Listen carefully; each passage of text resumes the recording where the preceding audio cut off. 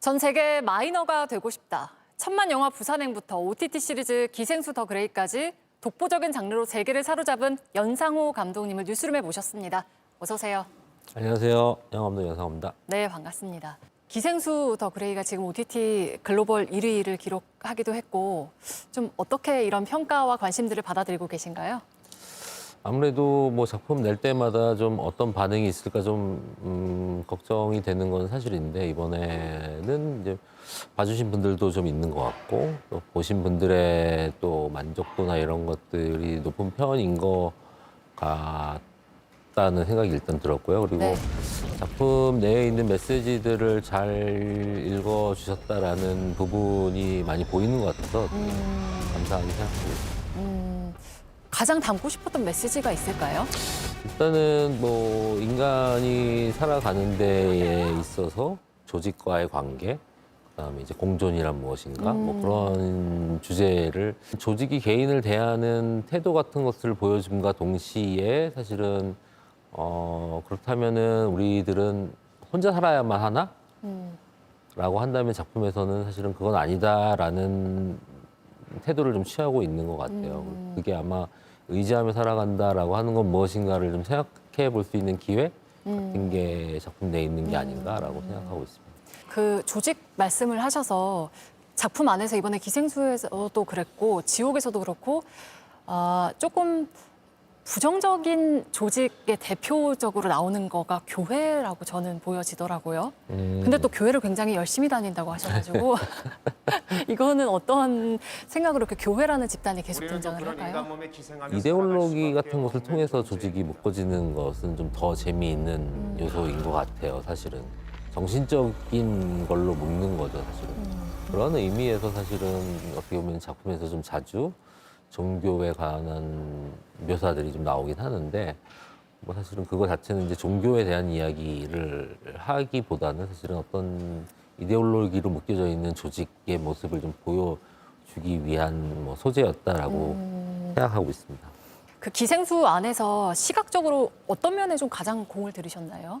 우리가 잘 아는 얼굴이 이렇게 열린다라고 하는 맞아요. 그 시각적인 요소 하나만으로 바디 스네처 장르의 어떻게 보면 근원적 공포 같은 거를 설명을 하고 있다고 생각을 했기 때문에 사실 그 자체가 굉장히 좀 잘 보여야 된다고 생각해요. 아무래도 이제 원래 있던 배우의 얼굴에서 이제 CG로 넘어가야 되기 때문에 오히려 그냥 괴물만 나오는 장면보다 그런 변화하는 장면들에 좀 공을 더 많이 들인 것 같아요. 이렇게 상모 돌리기처럼 네. 움직이잖아요. 그것도 감독님이 직접 이렇게 생각해내신 아이디어일까요? 이게 액션에 대한 회의를 하다가 저희 무술 감독님이 좀 몸이 너무 안 움직이는 것보다는 몸이 움직이는 게 좋겠다라는 의견을 처음 주셨어요. 근데 이제 몸을 움직이는 과정에서 사실은 어떻게 보면은 좀 상모 돌리기 같은 동작이 좀 나왔던 것 같아요. 개인적으로는 CG가 더해졌을 때 이게 좀 재밌다고 생각했습니다. 네. 너무 잘 어울린다는 생각이었는데 감독님이 좀 도움을 많이 주셨다고 배우들이 얘기를 하더라고요. 예를 들면은 세상에 없는 소리를 내주신다 이런 표현도 했는데 어떤 소리를 내주셨길래? 이게 사실은 이게 아무 소리도 없고 아무 그림도 없는 상태에서 사실은 그거를 보면은 네. 아무것도 진짜 상상이 안 되거든요. 네. 근데 저희가 뭐 라디오 드라마 같은 것만 보더라도 어떤 장면을 상상해낼 수 있지 않습니까? 네. 사실 사운드라고 하는 게 굉장히 크기 때문에 어떤 디렉션을 할 때도 네. 좀 뭐 이렇게 촉수에 뭐 픽픽 이런 소리를 좀 내기도 하고 분들이 이제 모니터링을 했을 때 좀 뭔가를 상상할 수 있게끔 좀 계속 마련을 했던 것 같아요.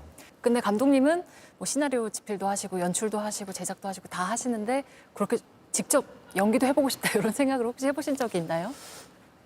사실은 저도 알게 모르게 이제 현장에서 연기를 뭐 하긴 합니다. 네. 이렇게 그뭐 어떤 소리도 내신다고 하시고. 소리도 내고 뭐 사실은 뭐 디렉팅을 하면서 연기를 하기 때문에 네. 그러면서 대부분 다 그 연기를 하고 싶다라는 욕망 같은 경우는 충족을 하고 있는 것 같습니다.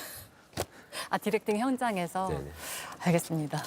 산업적 특성상 투자도 받아야 하고 이렇기 때문에 대중성을 고민하지 않으실 수 없을 것 같긴 한데 그리고 감독님 스스로도 나 스스로 생각하기에 난 좀 대중성과는 거리가 먼 사람이다 이렇게 말씀을 하시기도 해서 대중성을 고려해서 타협하는 지점들이 좀 많으실까요? 그것들은 사실은 늘 그런 것 같아요. 거의 늘 타협과 아집을 부리면서 작업을 하고 있는 것 같고요.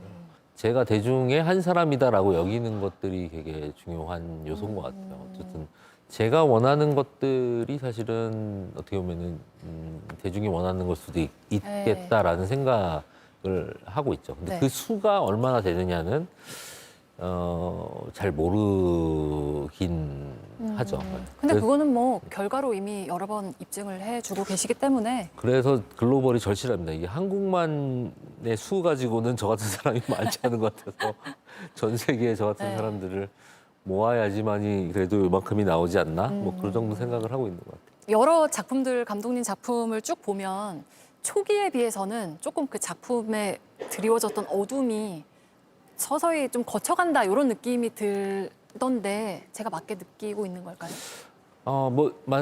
맞는 편인 것 같아요. 근데 뭐 물론 상업 영화라고 하는 영역으로 넘어오면서 그렇게 된 걸 수도 있고요. 그리고 아마도 이제 제가 부산행이라고 하는 영화를 할 시기에 사실은 이제 아이가 생겼어요. 근데 아무래도 아이가 생기다 보니까 많은 생각이 들더라고요. 네. 이게 다음 세대들에게 영화를 보여줄 때 어떤 메시지를 주는 게 좋을까? 혹은 이게 어떤 절망?